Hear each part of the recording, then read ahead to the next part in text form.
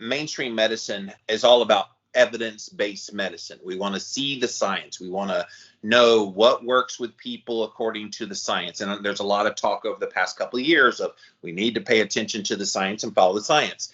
It seems to me that if you're empirically, as a practitioner, seeing a patient lower their A1C by doing some approach, no matter what the approach is, forget what it is, just whatever approach, approach X, and approach X lowers A1C from 7.5 to 5.3.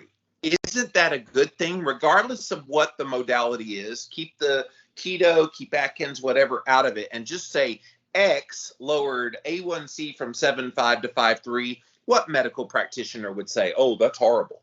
Exactly. You can't argue with success. That's the thing. You know, if something is successful, then why are we going to fight it? So, right. And that's what I've always said. Yeah. I've been at this for 17 years, and I'm just amazed by how one little word, Atkins, paleo, keto, carnivore, just that one word will trigger this visceral reaction within a lot in the medical community. Ketosis is another one, because there's just this negative kind of vibe. What do you think it's going to take to get people to not see those as a negative? Is it we soften that language and just say, hey, I put them on a real food-based diet and they got healthier, which is not a lie. Like, are you going to have to shift the language? Yeah, I think language, and I think proof, you know, once more and more people start seeing that this is an ideal way of life. I like to also say lower carb. I've been kind of steering away from like keto when I was, which I'm not practicing right now, but when I was practicing, you know, as a nurse practitioner, I would try to say like low carb or lower your carbs kind of thing. And you know, that's more in vogue now. Back in 2008, I was blogging at the time and podcasting, and you could say lower carb, low carb. That's like a pejorative like keto is now. Oh yeah, that's true. That's true. So, but it's more so acceptable in 2021 to say low carb. People are like, oh yeah, they've accepted it at least now. Exactly. And I think once people, and like I was saying before, you know, the proof that with my patient, you know, how did I know, and how have I showed other providers that in my practice that keto worked, was I showed them the proof, the numbers of the patient. And of course, I don't always look at the numbers. I evaluate the total patient. But in this case, with my diabetic patient and his hemoglobin A1C dropping as much as it did because he was doing keto, then that to me was proof to the other providers. And I showed them, they're like, wow. Well, and then what can they say? Because like I said, you can't argue with success. It worked for him. So over time, it's like, okay, well, people are going to start seeing that keto does work. And I think over time, it'll be more socially acceptable. And it's just going to have to show proof. And you know, and I've heard some people say, oh, well, you can't do keto long term, and I'm sure you've heard the same thing, which is totally not true at all. Have you experienced the dreaded keto flu? Did you know that most of these symptoms are actually due to your body dumping excess electrolytes? This is where Element comes in. Element is a tasty electrolyte drink mix with everything you need and nothing you don't. That means lots of salt with no sugar. Element is formulated to help anyone with their electrolyte needs and is perfectly suited to folks following a keto, low carb, or paleo diet. Element contains a science-backed electrolyte ratio, 1,000 milligrams of sodium, 200 milligrams potassium, and 60 milligrams of magnesium, with none of the junk, no sugar, no coloring, no artificial ingredients, no gluten, no fillers, no BS. Everyone needs electrolytes, especially those on low-carb diets, or if you practice intermittent or extended fasting, if you're physically active, or sweat a lot. Add Element today and see how much better you feel and perform. Use the URL drinklmnt.com/Jimmy. I've been at this for 17 years, and I keep asking people, when am I supposed to have all this doom and gloom calamity hit me that they trying to say happens to you long term. Like in the research world, long term is like 1 year. That's how most of these studies. The Virta Health people, they're well over 2 years into their study. They're about to release the data for, I think, 3 or 4 years coming up here soon. So it's amazing. They want the long-term data. It's being done. It's being provided, but they still don't believe it. It's almost like science has become a belief system more than it has been a show me the evidence system. That's right. That's right. And I completely agree with that. And keto to me is a lifestyle. It's not a diet. I mean, I feel like even if, let's say you're not doing a strict keto, as long as you try to stay in fat burning mode, you do keto most of the time. And maybe after doing an initial time period of keto of 1 to 2 or even longer months, you start cycling. You can pick a few days, maybe if you want to, if you have it, if you've met your health goals, to start bringing more carbs in, just like with the Atkins diet or what you teach or whatnot. So it's a lifestyle. And that's what I've always taught people. It's like if you go into it with that mindset, then to me, it's easier. And that's what I've always looked at it as. So. Yeah, and with the rise in the past few years of like biohacking, things like red light therapy and meditation and infrared saunas, and I could go down the list of all these different biohacks that people implore, like it's just another element on top of diet and exercise, which has always kind of been the go-tos for health. Now we're seeing all these other things that have a positive impact on health. Do you incorporate some of those within your teaching with your patients? I do. I do teach about detoxification via an infrared sauna. You did mention that. And I also teach about meditation. I teach about yoga. I'm also, recently I've gotten into martial arts. Well, I'm not doing, I'm learning it. Tai Chi Gong. Yeah, exactly. So I feel like it's the combination of I think all of those different tools it will help not only with of course the keto diet and fasting, but will also help with balancing your emotions and your chakras. And so I feel like everything together is good. So yeah, I do teach about everything. So. Yeah. Matters. I think we have long put all of our eggs in the basket of changing the diet, maybe moving a little bit, but we don't honor sunshine exposure. We don't honor grounding, putting your feet on the ground. We don't honor even like taking breaks, regular breaks. Like Americans are notorious for go, work.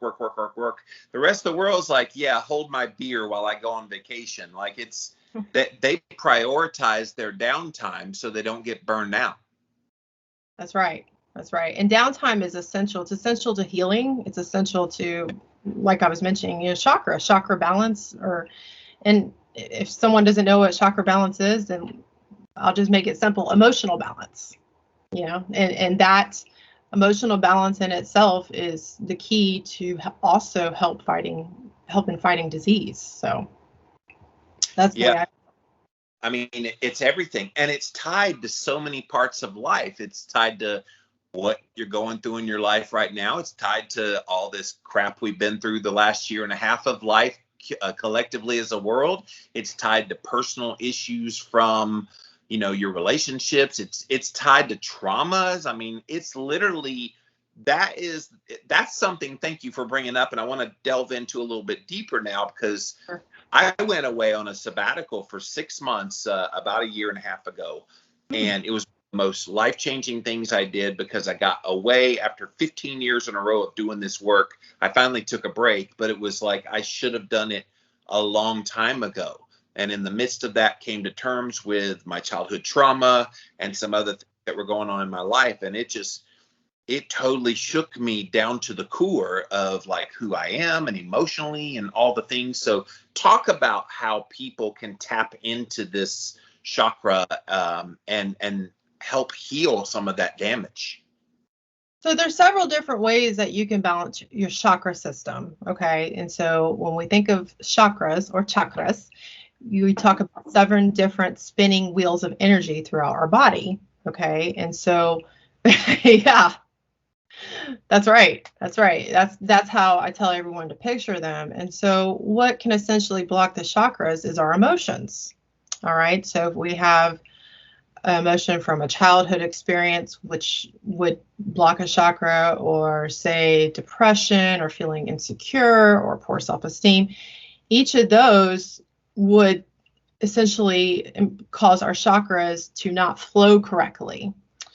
So I'll give you an example of a chakra, and say, for example, you're feeling insecure and you're feeling not trusting of your environment, then your root chakra can be blocked.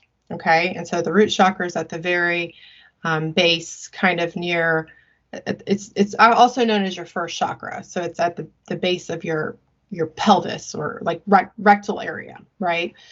So for the root chakra, a way that you can open that up, and because you're asking about opening the chakras, is by going outside and hiking, grounding with Mother Nature, going outside, planting a garden, hugging a tree. Yeah, tree hugger. Yoga is another excellent way. Meditation, as I was mentioning before, Tai Chi Gong. Doing stuff like that will help open. That's just for the root chakra. And like I said, there's 7 that we acknowledge. Actually, there's more chakras than that, but most of the time we just recognize the 7. Yeah. But those interventions that I just mentioned will work specifically to help the root chakra. And so you can do that for each one of the respective chakras. Okay.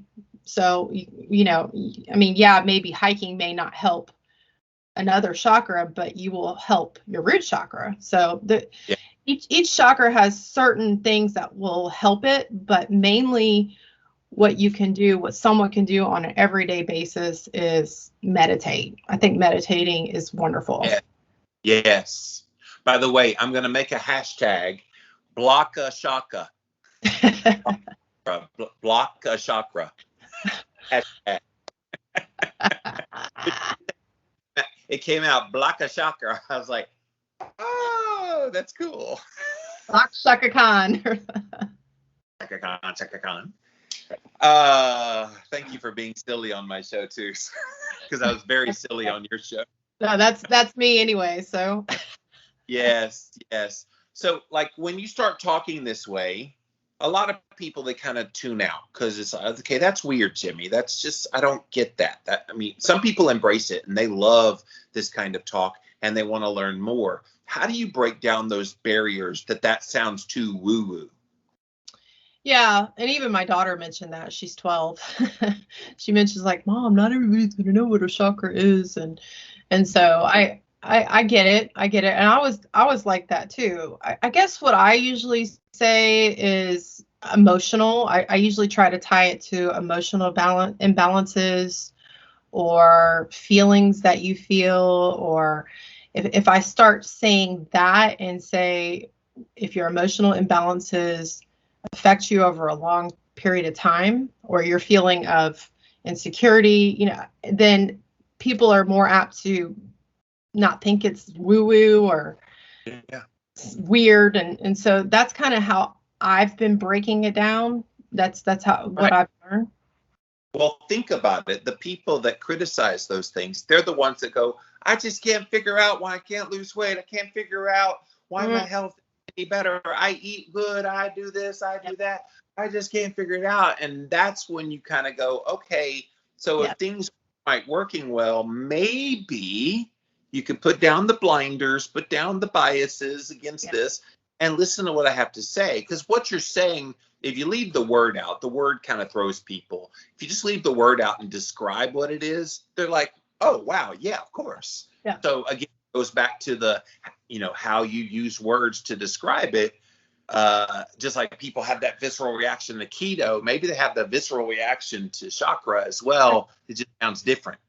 Yeah, it does. And I've seen that reaction with people, and on my blog, I have a podcast that I talk about actually each chakra system. And then I talk about how the keto diet is relevant to that specific chakra system. So I go through the 7 different chakras, and then I put in there how keto diet also helps with that.